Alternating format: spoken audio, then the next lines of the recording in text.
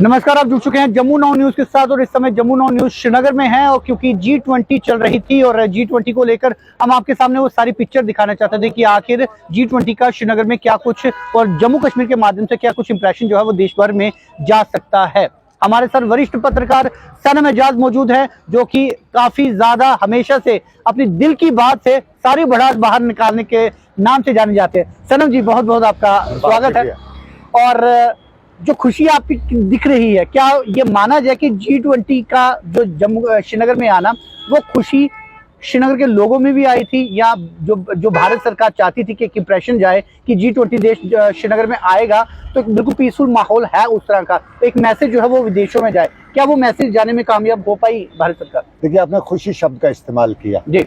खुशी तब होती है जब आपके हाथ पीस हो और उम्मीद हो, और वो उम्मीद थी कि कहीं न कहीं एक बड़ा इवेंट है, बड़ी इन्वेस्टमेंट की बात हो रही है, क्योंकि आज की डेट में पैसा बोलता है, तो एक बड़ा बिजनेस अपॉर्चुनिटी यहाँ खुलेगी।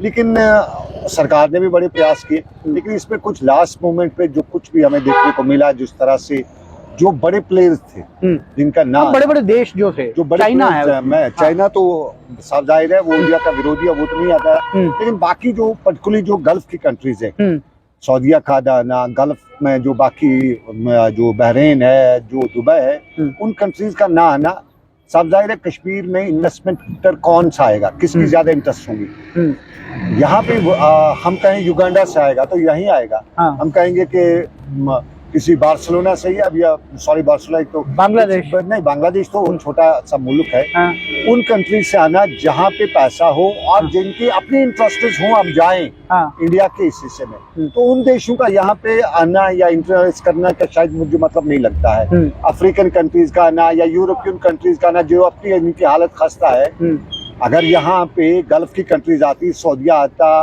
साथ साथ एक मैसेज आता वहाँ के जो गल्फ कंट्रीज हैं, तो शायद यहाँ पे, लेकिन उन लोगों का ना आना, उन कंट्रीज का पाकिस्तान चाहता था कि ये देश ना आए यहाँ पर, तो ये इंप्रेशन एक ये है कि फिर वो ये दिखाना चाहते हैं, ये जरूर है कि हम आपकी विचारधारा के साथ नहीं है, पाकिस्तान जो कहता है वो सही है।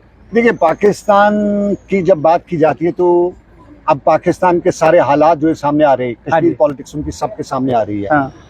वो कंट्री जो 5 अगस्त 2019 को जब कश्मीर में जो कुछ भी हुआ और उसके बाद पाकिस्तान की साइलेंस, तो खुद बयान करती है कि पाकिस्तान इंटरनली इंडिया के साथ मिला हुआ है, ये हम लोगों को बेवकूफ बना रहे हैं। अच्छा, आज जो कुछ भी पाकिस्तान में हुआ और उस दौरान जो कुछ भी सामने निकल के आया, तो साफ है ये बड़े देशों की आपस की बातें, हम जैसे वो छोटे छोटे प्यादों को दौड़ाया जा रहा है। तो पाकिस्तान हिंदुस्तान का कोई मतलब ही नहीं आज की डेट में। तो पाकिस्तान क्या कश्मीरियों ने भी अपनी सोच बदल ली है? शायद इसीलिए कोई बंद नहीं हुआ, कोई बाजार खुले रहे, इस तरीके की कोई यहाँ पे उस तरह का पहले ऐसा एग्रेशन नहीं दिखाई। जो पाकिस्तान के इन दिनों के हालात थे, कश्मीरियों को सोचने पे उसने मजबूर कर दिया। हाँ, वो तो है।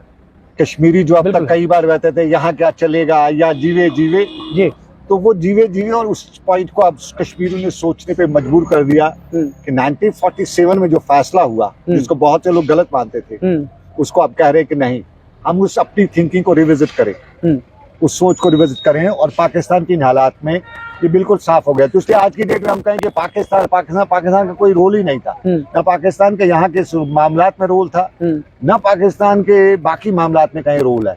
ये सिर्फ बड़े पॉलिटिशियंस का या यूं कहीं बड़े बड़े देशों की वो छोटी बात है, जिसमें हम और आप जैसे छोटे छोटे जो प्यादे हैं वो घुमाए जाते हैं। सर में लेकिन G20 जब आया, बार बार बात की जा रही जम्मू कश्मीर में टूरिज्म आएगा, जम्मू कश्मीर में वो होगी, लेकिन जम्मू को तो वेन्यू नहीं बनाया गया। तो एक बार जो जम्मू हमेशा जब 5 अगस्त 2019 का फैसला हुआ था, तो कर लिया आपने वही बात, जम्मू और कश्मीर की। नहीं, ये पुरानी बात है। देखो, जम्मू और कश्मीर, जम्मू कश्मीर एक ही है। ये जम्मू और कश्मीर नहीं है, ये जम्मू कश्मीर है। जितना जम्मू है उतना कश्मीर है, ऐसा नहीं है। ये तो कश्मीर पहले भी बोलता था, 5 अगस्त 2019 से पहले जम्मू को तब भी कुछ नहीं मिला। जम्मू आज भी G20 में एक भी वेन्यू जम्मू में नहीं रखा गया। आप लोग तो अपनी जगह फिर खुश हो। है तो टूरिज्म ना, तो आप तो सवाल ये है जम्मू में टूरिज्म क्या है, कहाँ पे है? अब यही तो मुद्दा है। कश्मीर में टूरिज्म है तो यहीं जाएंगे, जहाँ पे जिस चीज का एवेन्यू है वहीं जाएंगे ना। जम्मू में जाके जम्मू में इंडस्ट्री की बात करें, जम्मू में गंगयाल की बात करें, वहां पे कुछ तो उस तरह की इवेंट होता है तो उस पर बात करें जम्मू वाला। कश्मीर में अगर वो इंडस्ट्री की बात करता है कोई कि मैं यहाँ पे बड़ी फैक्ट्री लगाऊंगा, यहाँ पे नहीं है उस चीज को पाए, तो यहाँ पे वो चीज अवेलेबल है ही नहीं, जिसका रॉ मटेरियल अवेलेबल नहीं है, तो उसमें बात क्या करनी। टूरिज्म का जम्मू में रॉ मटेरियल है ही नहीं। कुल मिला के आपके पास एक चीज है, बहु फोर्ट, और क्या है?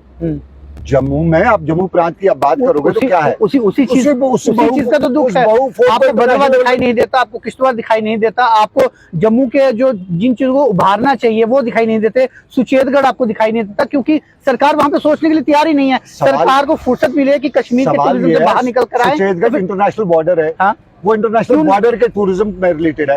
वो इस टूरिज्म में इन्वेस्टमेंट टूरिज्म, देखो बॉर्डर पे टूरिज्म जो है, तो फॉरेन प्लेयर जब आएगा वो बॉर्डर पे इन्वेस्ट नहीं करेगा, वो उस जगह पे आएगा जहाँ गोला भी ना गिरे, जहाँ उसका एम्प्लॉय भी सेफ रहे। ये इंडिया पाकिस्तान जब बात आती है तो बॉर्डर्स भी बीच में डिस्कस होते हैं। तो इस वक्त ये जम्मू और कश्मीर की बात करना और साफ जाहिर है, तो कश्मीर में गोला, अब ये पूरा G20 बिल्कुल पीसफुल तरीके से हुआ, कहीं कोई गोला नहीं गिरा, ये तो हमने देखा। हाँ, तो ये मान लिया जाए कि अब मुतमीन है कश्मीर की, अब G20 जैसे अवसर आगे भविष्य में भी होने चाहिए और आराम से होंगे। नहीं, जिस तरह से ये है होने चाहिए, हाँ मैं चाहता हूँ होने चाहिए, आराम से होने चाहिए, ये हर कोई कश्मीरी चाहता है, ऐसा नहीं है। लेकिन एक चीज हम दिमाग से निकाल दे कि यहाँ कुछ नहीं हुआ, ये थोड़ा हमें दिमाग से निकालना पड़ेगा, क्योंकि पाकिस्तान की अपनी मजबूरी थी। हाँ, तो उसको अपनी हालत पतली है, अपनी हालत खराब है। हाँ। वरना मैं डर रहा था। हाँ। मैं यकीन से कहूँ मैं डर रहा था। और आपके अलावा एजेंसी भी डरी हुई थी, जम्मू में पूरा पैक हुआ था, सिक्योरिटी पूरी हाई अलर्ट पे थी। देखिए उनकी जिम्मेदारी है डरना, हाँ। और उनको अलर्ट पर रहना है, लेकिन as a Kashmiri, as a human being मैं डर रहा था। हाँ। और पास की जो हिस्ट्री मैंने देखी है उसको देखते हुए मैं डर रहा था, और शुक्र खुदा का कि वो अपने मामले में फंसे रहे, जहाँ ऐसा कुछ नहीं हुआ। अदरवाइज मुझे बहुत डर लग रहा था, क्योंकि जिस तरीके से इस इवेंट को हाइप भी दी गई, इस इवेंट को नेशनल लेवल पे हमारे जो देश के लोग हैं या देश के अधिकारी हैं, उन्होंने इसको जिस तरह से हाइप दी, वो जो हाइप से मुझे डर लग रहा था। लेकिन शुक्र खुदा का कि सब ठीक ठाक रहा। बेहतर बात यह है कि G20 आयोजित हुआ श्रीनगर में और पीसफुल तरीके से ये पूरा कंप्लीट भी हो गया। और यदि मैं लोकल्स की बात करूं तो लोकल्स के दिलों में ये बात जरूर शक शोभा थी कि जो G20 में जो एक सपना दिखाया गया था, शायद वो सपना पूरे होने में कश्मीरियों को शंका जरूर है। सनम भाई का बात कहना जरूरी है कि सही है कि G20 जैसे आयोजित होने चाहिए, लेकिन मकसद ये है कि क्या उनका फायदा असल मायने में जम्मू कश्मीर के लोगों को होगा या नहीं। ये बात जरूर डिस्कशन का पार्ट है, और जो कि आने वाले समय में भी ये डिस्कशन का पार्ट जरूर बना रहेगा। फिलहाल आप हमसे जुड़े बहुत बहुत धन्यवाद। आप जुड़े रहिए फिलहाल जम्मू नाउ न्यूज़ के साथ।